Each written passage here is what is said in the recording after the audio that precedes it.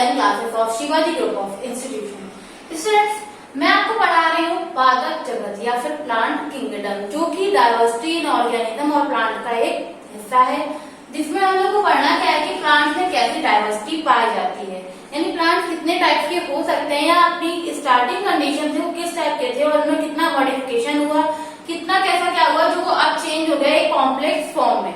मैंने आपको last topic में पढ़ाया था कि प्लांट्स की कैरेक्टर्स क्या होते हैं या प्लांट्स किस पूर्वज से आए, यानी किस क्या उसमें समानताएं थी जिनको कहा गया कि ये इसी पूर्वज से शायद आए हैं। तो कैरोफाइटा की एल्गी थी, जिससे बताया गया था कि ये इसकी पूर्वज है, किसकी, प्लांट्स की। प्लांट किंगडम यानी इसी से आया, यानी सबसे पहला जो प्लांट आया था वो उसी एल्गी से आया, क्योंकि उस एल्गी में वो सारे कैरेक्टर्स विद्यमान थे, प्रेजेंट थे, जो कि एक प्लांट में होते हैं, यानी वो प्रॉपर फोटोसिंथेसिस भी कर रहा था, उसके अंदर क्लोरोप्लास्ट भी था और जो भी मॉडिफिकेशन होते हैं प्लांट में वो सारी चीजें थी, यानी स्टेम, लीफ, ये सब चीजें उसमें पाई जा रही थी किसी ना किसी स्टेज में। ये सारी चीजें थी उसकी। उसके बाद हम लोगों ने क्या पढ़ा कि प्लांट में क्या कैरेक्टर्स होते हैं, यानी कैसे हम बता सकते हैं कि सामने वाली चीज जो है वो एक प्लांट है। तो प्लांट में क्या था कि सेलुलोज की जो थी वो सेल वॉल थी, जो कि एनिमल्स में नहीं होती, ये डिफरेंट था उसमें कि ये प्लांट है। दूसरी चीज क्या थी कि उसमें क्लोरोफिल और क्लोरोप्लास्ट पाया जा रहा है, जिसकी वजह से वो क्या कर रहे थे, अपना फूड खुद प्रिपेयर कर पा रहे थे, इसीलिए वो कैसे होते हैं, ऑटोट्रॉपिक होते हैं। जबकि एनिमल्स जो होते हैं वो कैसे होते हैं, हेटेरोट्रॉपिक होते हैं और प्लांट्स में ही डिपेंड होते हैं। तो ये चीज थी प्लांट की। दूसरी चीज गति, गति की बात की जा रही थी। गति जो है वो एनिमल्स करते हैं, बट प्लांट कैसे मूव करते हैं, ये चीज कैसी होती है कि वो रूट के फॉर्म में, रूट जो होती है उनकी दूर दूर तक मूव करती हैं और क्या करती है, मिनरल्स को इकट्ठा करती हैं अपनी बॉडी में। ये चीज थी कि उसमें भी गति होती है, ना कि वो एक जगह से दूसरी जगह तक जाते हैं। तो गति कैसे होती है प्लांट में कि उनकी रूट जो होती है वो किसी ना किसी फॉर्म में जाके डेवलप होती है और कहीं से भी मिनरल्स को इकट्ठा करती है ताकि जो प्लांट है वो ग्रो कर सके। और वेस्कुलर बंडल पाया जाए। वेस्कुलर बंडल यानी जाइलम फ्लोएम, जो कि प्लांट को एक टाइम पे वाटर ट्रांसपोर्ट कर रहा है, तो एक टाइम पे फूड का ट्रांसपोर्टेशन करते हैं। वाटर ट्रांसपोर्ट कौन करता है, जाइलम टिश्यू, जो कहां से, रूट से लेकर प्लांट की टिप तक वाटर को पहुंचाता है। और जो फ्लोएम होता है यानी जो फोटोसिंथेसिस होती है उसके रिजल्ट में जब फूड प्रिपेयर हो जाता है हम लोगों का, तो क्या करता है, उसकी लीफ से फूड ले जाकर रूट तक पहुंचाता है। तो ये सब चीजें थी प्लांट में, जिससे हम कह पा रहे थे कि हाँ ये प्लांट है, यानी ये प्लांट के कैरेक्टर से।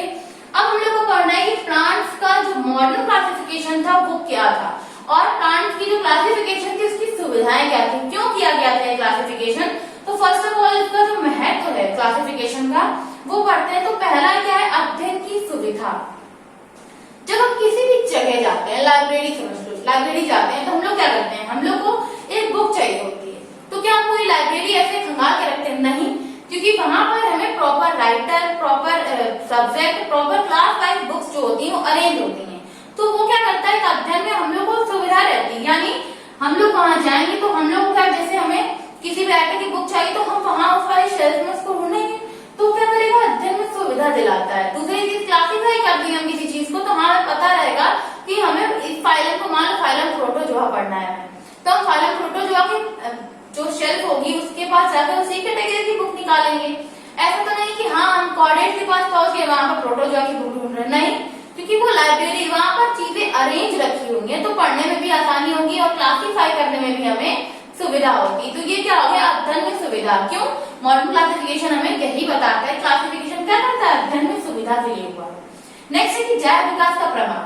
अब दूसरी चीज क्या होती है कि जैव विकास का प्रमाण कैसे मिलता है, हम फाइलम कैटेगरी वाइज रखते हैं कि सबसे पहले कौन है, कौन सा बाद में है, कौन सा उसके बाद है, कौन सबसे बाद है, यानी कॉम्प्लेक्स स्ट्रक्चर, प्रिमिटिव से लेकर कॉम्प्लेक्स स्ट्रक्चर जो होता है वहां से ऐसे अरेंज करते हैं उसको कि हमें पता चल जाए कि कैसे कैसे इसमें क्या मॉडिफिकेशन आए, जो ये एनिमल ऐसे चेंज होता गया और फाइलम वाइज ये अपने ऑर्डर में बढ़ता गया, यानी जैव विकास कैसे हुआ, कैसे चीज इतनी सिंपल से इतनी कॉम्प्लेक्स हो गई, ये क्या है, जैव विकास। नेक्स्ट है कि नए पादपों की खोज।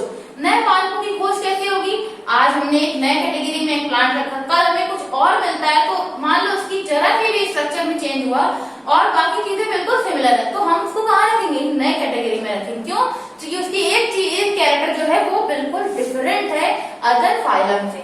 नेक्स्ट है रख रखाव। रख रखाव क्या होता है, म्यूजियम में।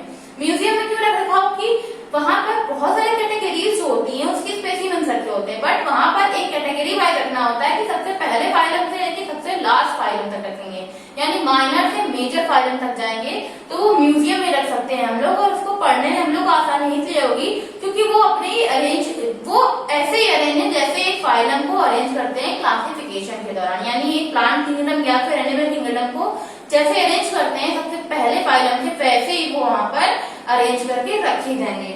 नेक्स्ट है अनुकूलन का ज्ञान।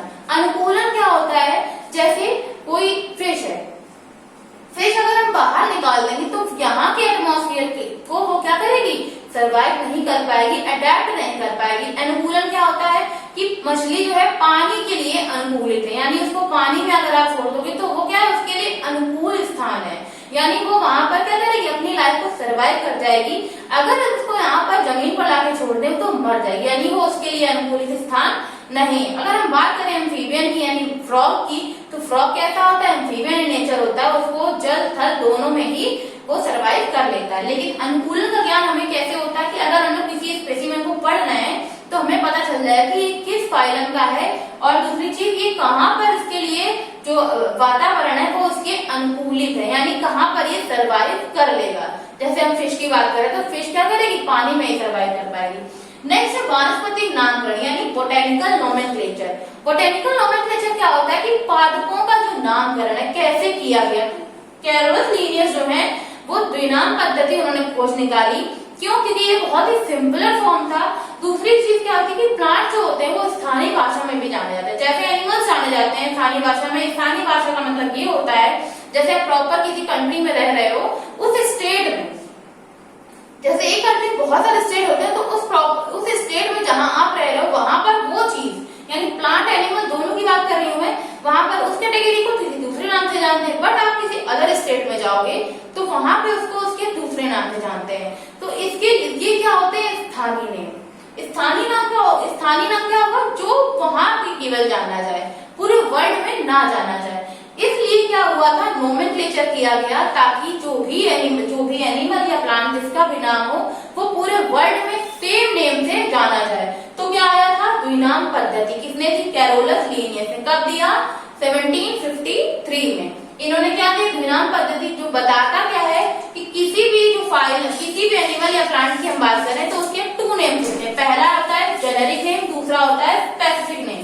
जैसे हम बात करते हैं यहाँ पर गेहूं की, व्हीट प्लांट की बात करें तो उसका नेम क्या होता है, ट्राइटिकम एस्टिवम, ये it is scientific name of wheat. तो ट्राइटिकम क्या हो जाएगा, जीनस हो जाएगा, इसका क्या है, जीनस। यानी इन्होंने क्या बताया लिनियस ने कि किसी भी पादप को या किसी भी एनिमल को उसका जो साइंटिफिक नेम होता है, उसका जो पहला होता है नेम वो होता है जेनेरिक नेम या फिर जीनस, दूसरा होता है स्पेसिफिक नेम या फिर स्पीशीज, कि ये किस वंश का है और ये किस जाति का है। और एक चीज क्या थी कि द्विनाम पद्धति में जब हम क्लासिफिकेशन करते हैं या किसी साइंटिफिक नेम लिखते हैं किसी भी चीज का, तो उसका जो पहला लेटर होता है वो कैसा होता है, कैपिटल। यानी जो जीनस से स्टार्ट करेंगे उसका जो पहला लेटर होगा कैसा होगा, कैपिटल लेटर होगा, और जो स्पीशीज होगी वो कैसी होगी, पूरी स्मॉल लेटर में और इटैलिक फॉर्म में होगी। जैसे आम का नाम क्या होता है, मैंगनीफेरा इंडिका, तो ये क्या होगा, इसका जेनेरिक नेम यानी जीनस।